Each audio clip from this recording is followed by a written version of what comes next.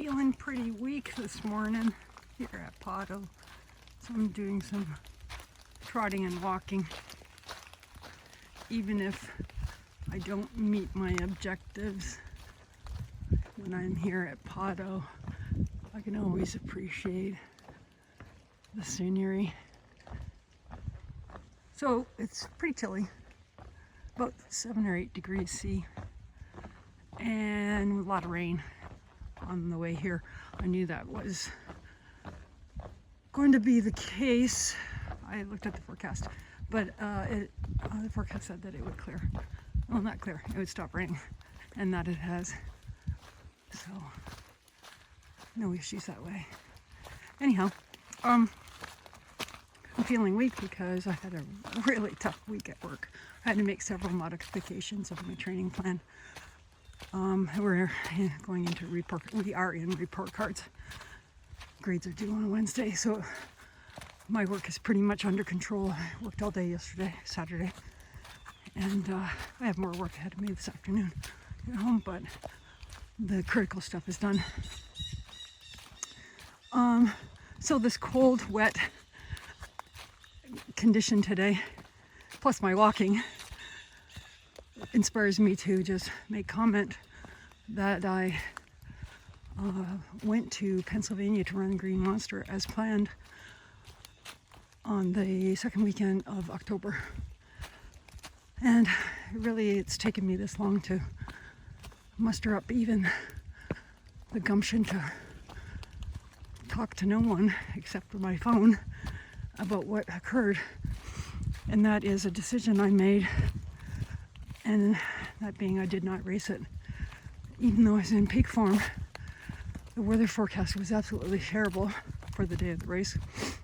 But the day before the race, it was fantastic. So I had considered not going, knowing that, well, a terrible weather forecast, in my opinion, is conditions like I'm walking in right now, but with continuous rain. So I thought, I'll take a chance.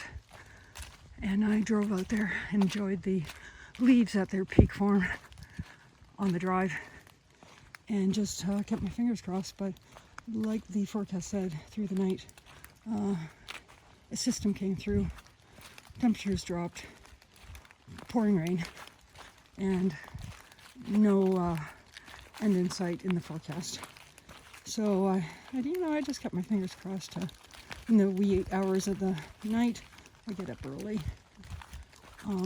before a race. Well, I always get up early, and just was hoping for the best.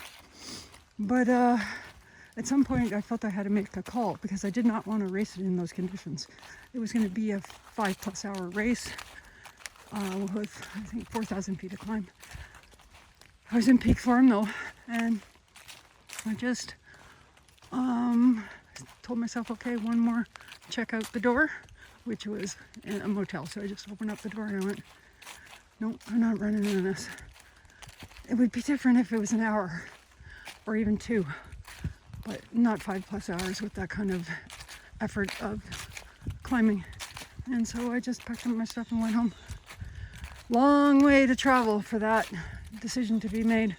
And I'm still struggling with the decision, but deep down I know that's what I ultimately wanted.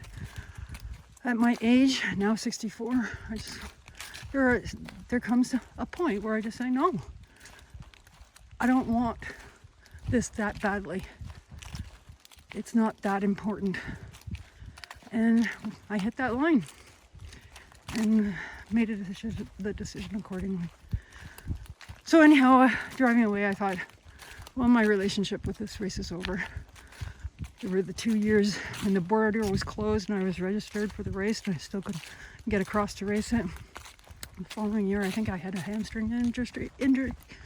And then last year, I had my hand in a cast, although I raced the short one, the 17K, with a cast and ran great.